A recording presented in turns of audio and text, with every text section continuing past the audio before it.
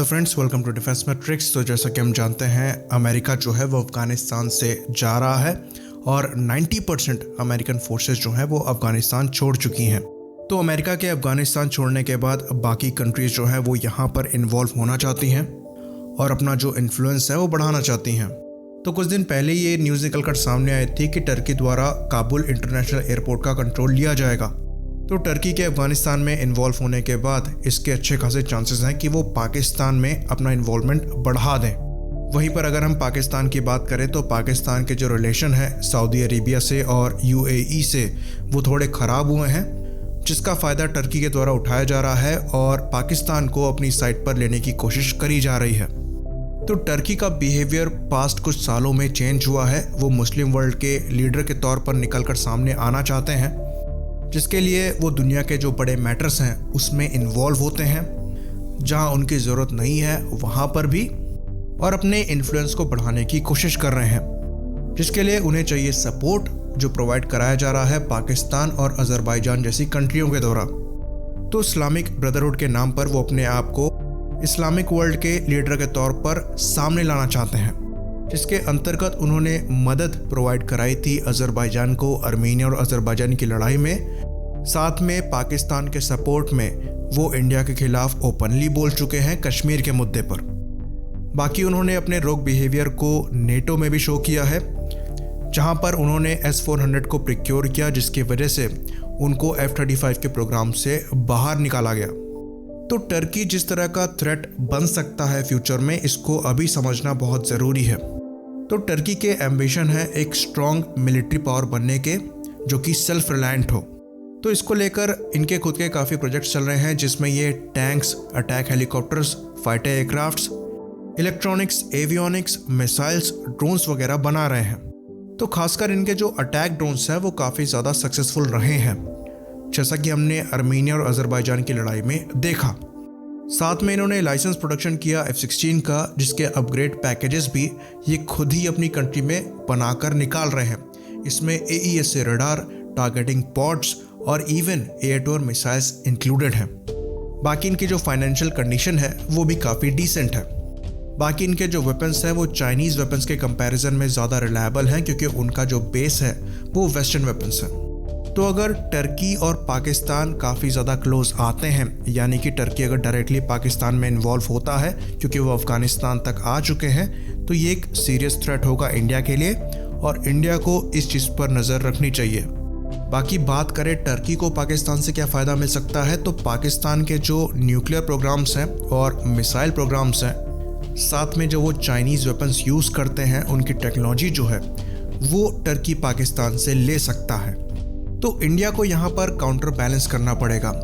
अगर टर्की को nuclear weapons मिलता है या बेटर मिसाइल टेक्नोलॉजी मिलती है, यहाँ पर हम बैलिस्टिक मिसाइल की बात कर रहे हैं, तो ये ग्रीस के लिए अच्छा नहीं है।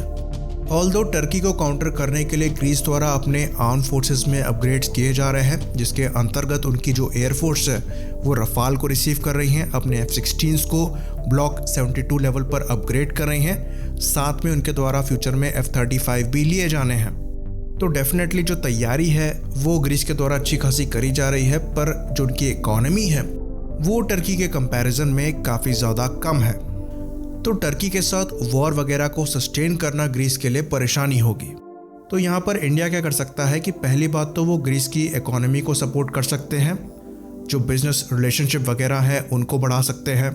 साथ में अगर मिलिट्री की बात करें तो जो इंडिया की एक्सपर्टीज़ है, यानी कि जो मिसाइल टेक्नोलॉजी है उसकी यहाँ पर बात कर रहे हैं, उसको ग्रीस के साथ शेयर कर सकते हैं और मदद कर सकते हैं उनके मिसाइल प्रोग्राम में, जहाँ पर टर्की को काउंटर करने के लिए ग्रीस के साथ मिलकर भारत जो है बैलिस्टिक मिसाइल्स डेवलप कर सकता है। बाकी जो मिलिट्री रिलेशंस हैं उनको भी स्ट्रॉन्ग कर सकता है, जिसके अंतर्गत जो रेगुलर मिलिट्री एक्सरसाइजेस हैं वो तो अभी से ही कंडक्ट करी जानी चाहिए। तो टर्की को एक मैसेज देना बहुत ज़रूरी है कि अगर वो पाकिस्तान के बहुत ज़्यादा करीब आते हैं इंडिया के अगेंस्ट जाने के लिए, तो इंडिया भी वो काम कर सकता है ग्रीस के पास जाकर।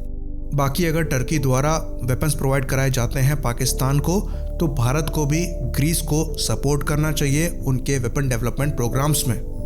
साथ में जो इंडिया के खुद के वेपन डेवलपमेंट प्रोग्राम्स हैं वहाँ पर ग्रीस को इन्वॉल्व करना चाहिए। तो ये एक इम्पॉर्टेंट डेवलपमेंट है जिस पर नज़र बनाकर रखनी चाहिए और अपनी स्ट्रैटेजीज को तैयार करना चाहिए। इसी बात पर हम इस वीडियो को ख़त्म करेंगे। लाइक करिए, सब्सक्राइब करिए। जय हिंद।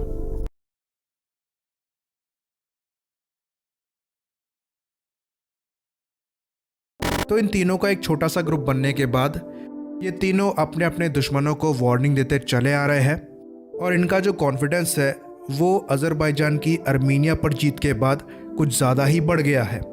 पर यहाँ पर स्टैट्स जो हैं वो इन्होंने देखे नहीं हैं। आर्मीनिया की जो मिलिट्री है वो अज़रबैजान के कंपैरिजन में बहुत ही ज़्यादा छोटी थी, जिसका खामियाजा उन्हें भुगतना पड़ा था।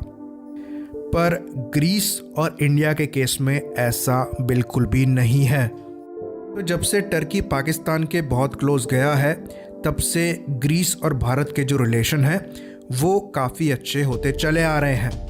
साथ में टर्की के इंटेंशंस को देखते हुए ग्रीस ने जो अपनी पोजीशन है उसको स्ट्रॉन्ग करना चालू कर दिया है। तो ग्रीस के द्वारा अपनी एयरफोर्स जो है वो पूरी तरीके से स्ट्रॉन्ग करी जा रही है और ये कोशिश की जा रही है कि उसको टर्किश एयरफोर्स से ज़्यादा स्ट्रॉन्ग रखा जाए, जिस पर वो सफल भी होते नज़र आ रहे हैं। इन जनरल अगर दोनों एयरफोर्स की बात करें तो दोनों ही काफ़ी हाई स्टैंडर्ड को मेंटेन करती हैं। जहां पर अगर टर्किश एयरफोर्स से स्टार्ट करें तो इनके पास काफ़ी अच्छे खासे नंबर में एयरक्राफ्ट हैं। ये करीबन 48 F4 फैंटम 2 को ऑपरेट करते हैं एज अ फाइटर बॉम्बर, जिनको इन्होंने अपनी कंट्री में ही अपग्रेड किया है F4 टर्मिनेटर स्टैंडर्ड पे। तो ये जो F4 फैंटम एयरक्राफ्ट है ये काफ़ी ज़्यादा पेलोड कैरी कर सकते हैं और बॉम्बिंग वगैरह के लिए ये एक आइडियल ऑप्शन बन जाते हैं। अपग्रेड के बाद इनकी जो बॉम्बिंग है वो और भी ज़्यादा एक्यूरेट हो गई है और ये डिफरेंट वैरायटी के बॉम्ब्स को फायर करने में सक्षम है। दूसरे बड़े एयरक्राफ्ट की बात करें तो टर्की F-16 को काफ़ी बड़े नंबर में यूज़ करता है। ये करीबन 245 यानी कि 245 के आसपास हैं। ये एयरक्राफ्ट C और D वर्जन है जो कि ब्लॉक 50 प्लस स्टैंडर्ड के हैं। बाकी सपोर्ट एयरक्राफ्ट में इनके पास एवैक्स हैं जो कि 4 के नंबर में है। ये वेजिटेल कॉन्फ़िगरेशन में बोइंग 737 प्लेटफॉर्म पर बेस्ड हैं। टैंकर्स भी करीबन इनके पास 7 हैं जो कि अच्छे खासे नंबर हैं और इनकी एयरफोर्स के हिसाब से सफिशिएंट है।